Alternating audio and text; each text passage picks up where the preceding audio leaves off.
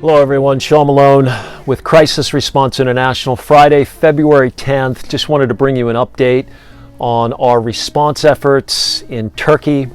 And also I'll be mentioning some things about Ukraine as well.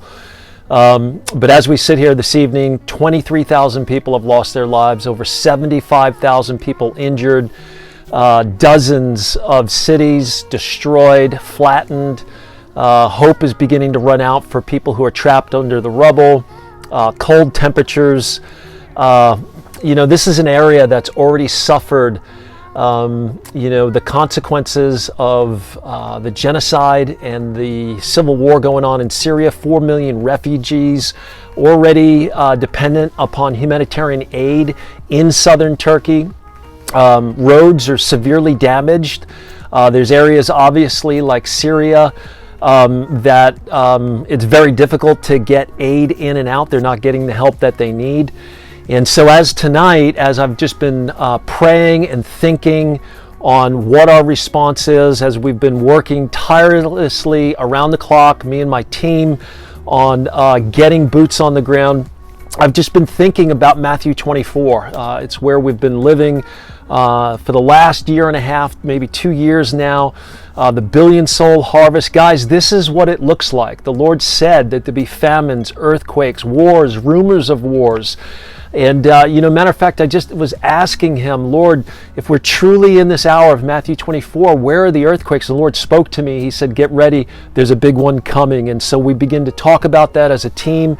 And so we're not surprised in this moment. And so, guys, this is what the harvest looks like. Matthew 24 speaks about the great harvest coming in the context of crisis, meaning the Great Commission will be fulfilled. And Matthew 25 talks about what our response is supposed to be in the context of wars, rumors of wars, famines, earthquakes, lawlessness, great offense, and the love of many growing cold. And so I just want to put it out there to you before I begin to explain about what we're doing. Lord, here am I, send me. Lord, how can I partner with this? And I encourage you in this moment where there's so much uncertainty and Chinese balloons and other craft, flying over our nation, don't get caught up in the fear. Don't get locked down in the hunkered down mode of, it's going to get really bad here at home. That may happen, but we have an opportunity to reach the harvest right now. And we have the opportunity to reach a large group of unreached peoples right now with great demonstrations of mercy, God's power, and obviously with the gospel. And so Sunday night, we're going to be departing an advanced team, myself and a few others. We're going to be departing here from the Charlotte area, and we'll have boots on the ground on Monday. We have a really good base camp in southern Turkey where we will be able to begin to meet the urgent needs. We're going to take 2 days, make an assessment, and then wave one is going to actually meet us there on the ground. I'll talk about the waves here in a moment, but we're going to be in the Hatay region that's near Antioch. And guys, this is an area that like I said, 10, 12 cities have been destroyed, flattened. We're going to also be close to the Syrian border as well, and we have opportunity to get resources in there as well. This afternoon, I ordered $20,000 worth of solar Bibles and their solar lights. They're amazing. We've used these many times on deployments from Renew Outreach. And matter of fact, really interesting, I'll put this in the email going out. We put it out on social media last night. But over there in Ukraine, the owner, the founder of Renew Outreach, sent us a picture with one of the audio Bibles with a bullet stuck in it. And it came from the town of Slavyansk, where we have been working out there, which is just really interesting. The Word of God is powerful, it's strong, it's a shield around us. And so this is what we're going to do. We're going to bring these in. We're going to buy water, food, blankets, stoves on the ground, whatever we can actually access. Another thing that we're going to need to do right away, we're going to hopefully do this in the first couple of days, is we have to buy a vehicle so we can get teams from the airport, which is a couple of hours away, and then also be able to maneuver the teams into where we need to go. We need to hire translators as well, but we have a great start on the ground, great people on the ground there, local folks there. with some other organizations that we're going to be working with. And so wave 1 is going to be 215 through 224. I'm going to put all this information in the email and on social media for you guys for cry responders. Now, here's the thing. We don't send untrained people into war zones and into places that there's earthquakes and mass trauma. This is going to be a hard deployment, and so you need to get trained. If you haven't been trained, you can get trained online in about 10 hours. We're hoping to put on some larger, rapid training events here in the Charlotte area just to get more boots on the ground to go reach this great harvest in Ukraine and in Turkey. I'm going to talk about the Ukraine deployment in a moment, but wave 1, 215 to 224, wave 2, 222 to 34. And those of you who go on these waves, you will have the option to extend with an approval from our leadership. We just want to make sure people, they're safe, they're okay, they're processing what they're experiencing really well. The first couple of teams, these waves are a little bit shorter just because of the uncertainty, the trauma of what we're going to be experiencing there, and the intensity of the deployment itself. There's going to be a lot of adversity. These teams need to be self-contained as well. We do have a house that we're going to be staying in, but we may be on the move as well, and so there'll be directions specifically about what you guys need to pack.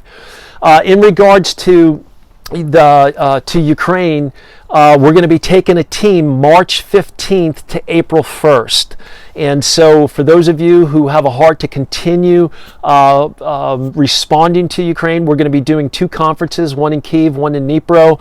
And we're going to invite, there's very limited space on this, but we're going to invite a team to come along with us. And then there's going to be another deployment in mid-April as well. Again, a smaller team, limited space in terms of logistics on the ground. But we're not done in Ukraine, but we are just getting started in Turkey. And so I just want to say to you guys, we need your prayers. Please be interceding for us. We need your support. And also, I want to say this. We have a team on the ground in Cuba right now. We're building a church in partnership with GMA, that's Leif Hetland and Leanne Goff Ministries, and also Pastor Zeeby from Krakow. And so we have a small team on the ground working there right now. And really interesting story, and hopefully that this will encourage you as well. I had a planned trip. I was on this team going, and then suddenly, obviously, Turkey popped off, and we needed to get this Turkey response spun up. There was never any doubt whether or not we were going. We know we're supposed to go. We know we have the favor of God, the green light to go. And as the trip got closer, I was getting busier and busier in terms of admin and responsibilities to get this deployment off the ground, working with the team, and the team's working around the clock. And just a real encouraging testimony. The night before I was getting ready to leave for Cuba, one of the responders was here, and we're making plans, and but I just prayed, Lord, I don't know where I need to be. There's just such great need in Turkey right now, but I made this commitment. And then the next morning, I just prayed. I said, Lord, if I'm not supposed to go and I need to be focused on Turkey, then just make a way and divert the plane, or I don't know, And then the next morning, I'm at the airport, and I said, Lord, I need to be working on Turkey. I know that we're going, and I'm going to be consumed with this on the ground. And we had an amazing team there with me. But anyway, make a long story short, I just said, Lord, if divert the plane, cancel the flight, break the plane. I don't know what you got to do, but if you make a way, then I'll focus on Turkey and I'll go. And so there we are. We're getting ready to take off. We're on the runway, and the pilot came out on the announcement, and he just said, hey, everybody, we don't know what's wrong, but the plane's broken. We got to turn back to the gate. And I just want to say this. I was, sad to not go with the team to Cuba because my heart's there and my heart's with the project, but we got great people there on the ground. But the point of it was this, is God knows where you're at. He knows your needs. And when we're willing to follow through and we commit to the things that we say that we're going to do, and we're all in all the time, and we say, here we are, Lord, send us, He's going to have us in the right place at the right time with the right people.